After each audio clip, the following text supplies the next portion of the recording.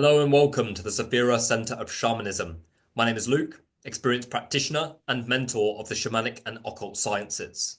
On this channel, we break down all things relating to the ancient shamanic and occult technologies, bringing them into balance with the modern psychology and deep psyche. Today, we're going to be discussing the inner child and its connection to the soul. We're going to be breaking down the fragmentation process that occurs when we experience trauma. We're going to be looking at how pieces of the inner child and pieces of the soul are in essence the same thing. And we're going to be looking at how we can combine the ancient practices of soul retrieval with the modern psychological approaches of inner child healing to bring greater wholeness and balance to our healing and evolutionary paths. So if this is something that interests you, then definitely stay tuned.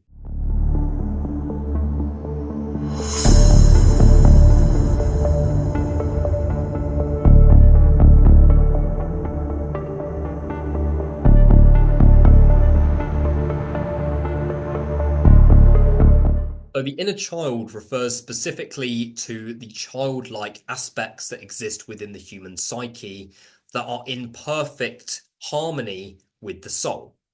These childlike aspects can be seen as individual consciousness that dwell within the psyche, but represent the pure, unaltered image of the soul from within the physical body.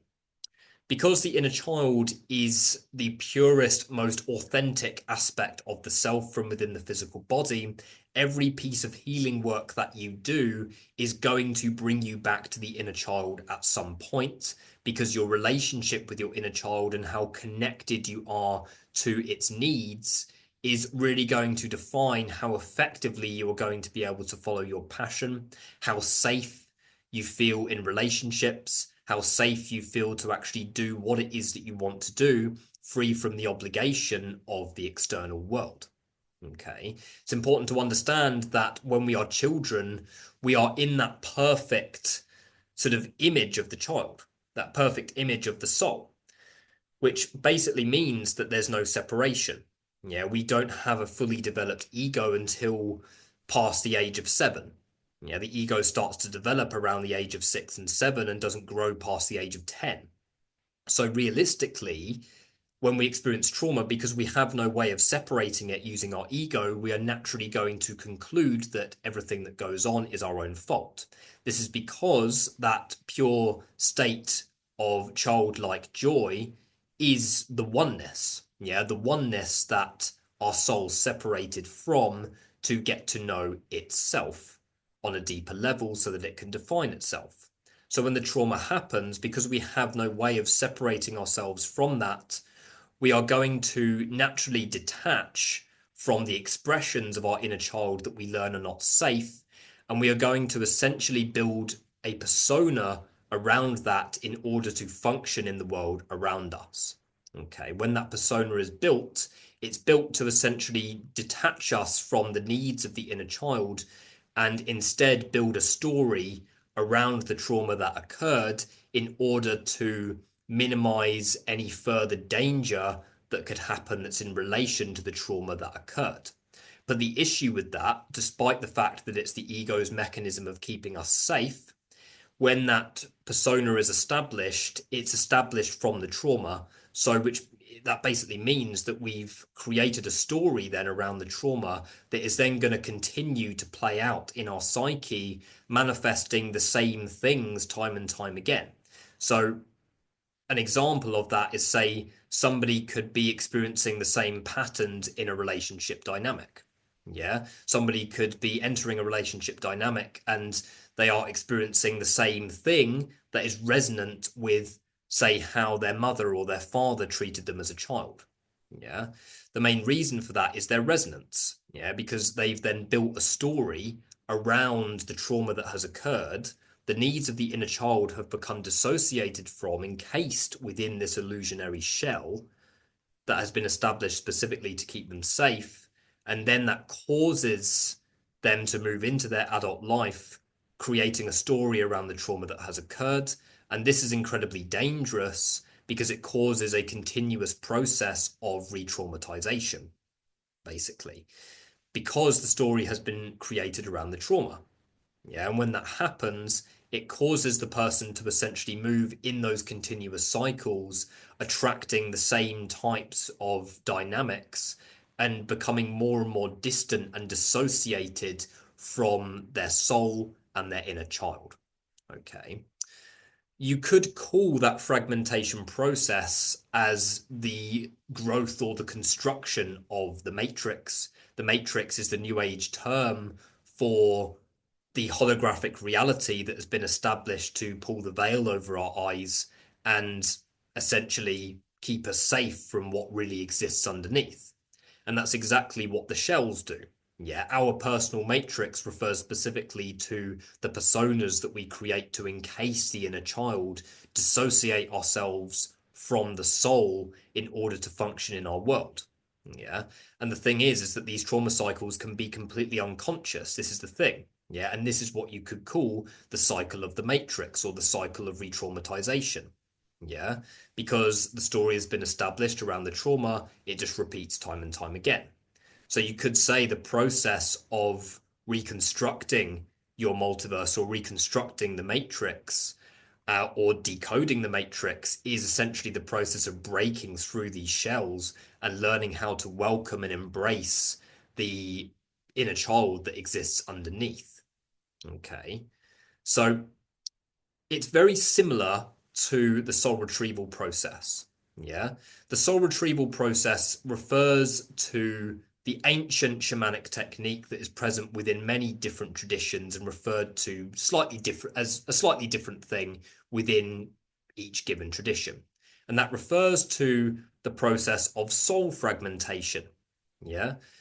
The soul fragmentation, the idea is that when trauma happens, the soul parts become detached from the source and get frozen in that given story, in the event.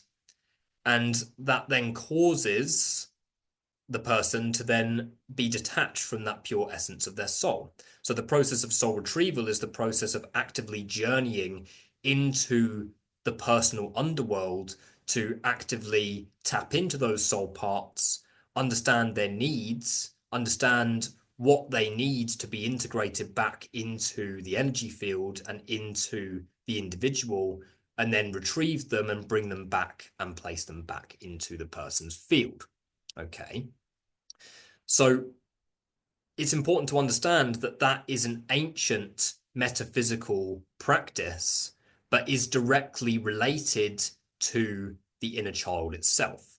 So the soul could be referred to in this context as the metaphysical or energetic aspect of the inner child, whilst the inner child could be referred to the psychological aspect that is made up of these different fragments of the psyche.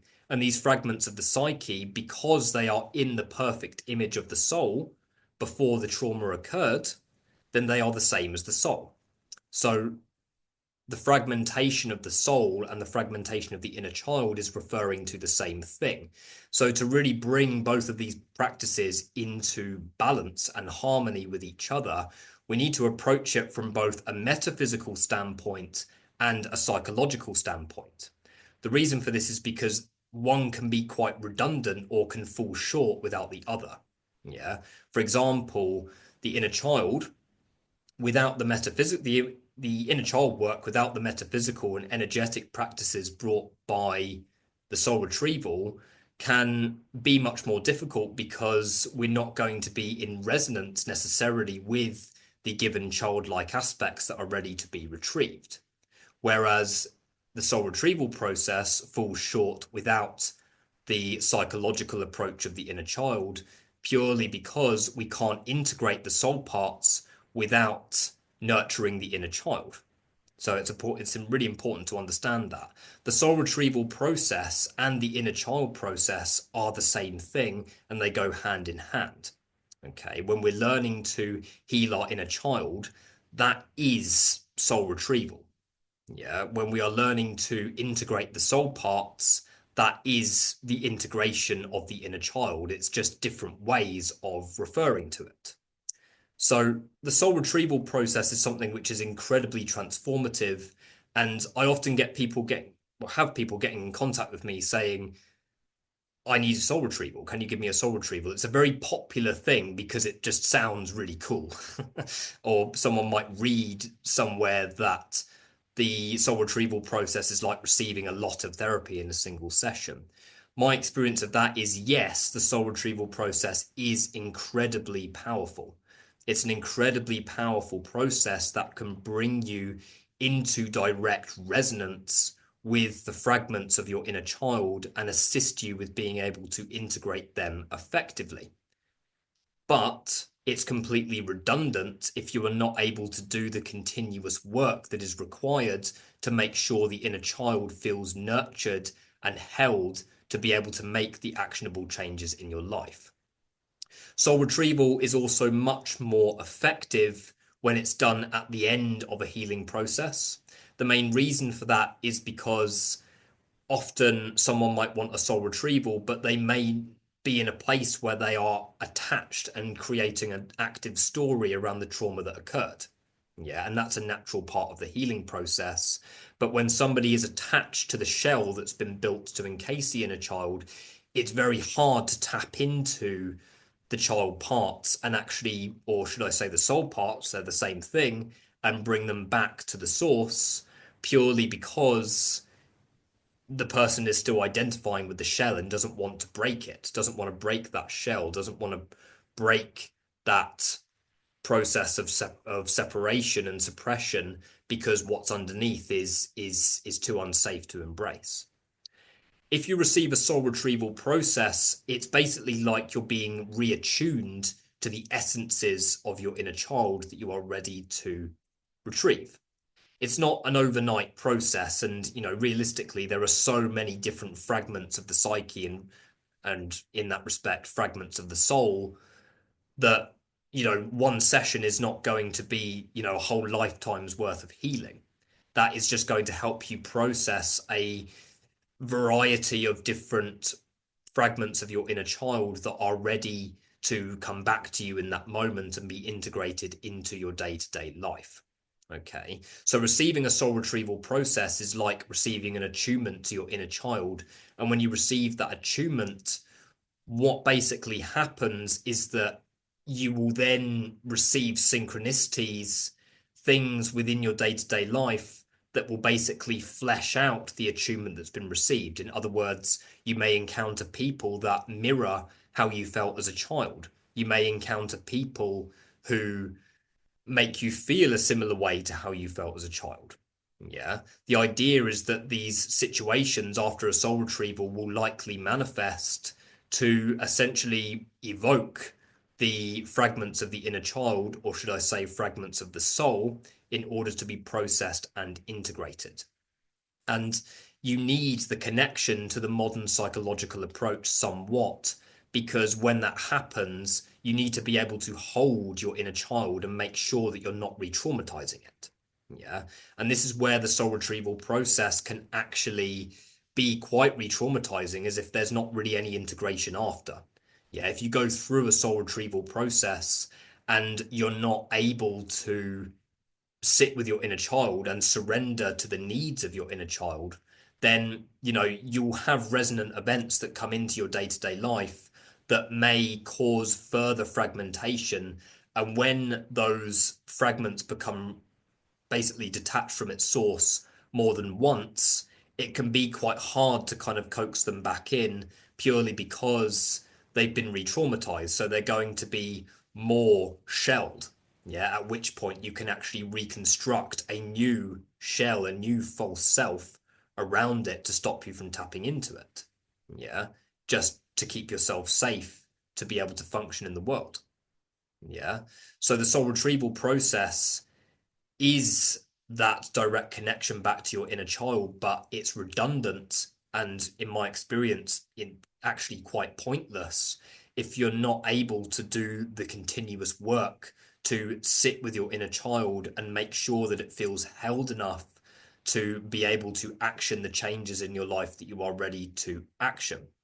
When it is done in the right way, in other words, when the soul retrieval is performed and the continuous integration work is done, that's when it can be incredibly transformative. Yeah, we have to be willing to to welcome our inner child until the end, realistically. Yeah, welcome those child parts, welcome the emotions that are associated with the deeper portions of our truth and authenticity. And these portions of our truth and authenticity will bring you back into resonance with your true sense of self-expression when they are integrated. So in conclusion, the soul is the inner child in relation to trauma. The soul fragments is just a metaphysical or ancient way of referring to the inner child, and the inner child can be seen as slightly more new age and a more psychological way of referring to the fragmented pieces of the soul. So when we bring both of these practices together in harmony, we bring a very balanced and whole approach to our healing and evolutionary path. But it is a continuous process. We have to be willing to undergo the continuous integration work to be able to make lasting changes. Okay, and that's how the ancient technologies of soul retrieval can be brought into balance with the modern psychological approach of the inner child. The soul is the inner child. They are the same thing, purely because the soul is the perfect image of the inner child from within a physical body.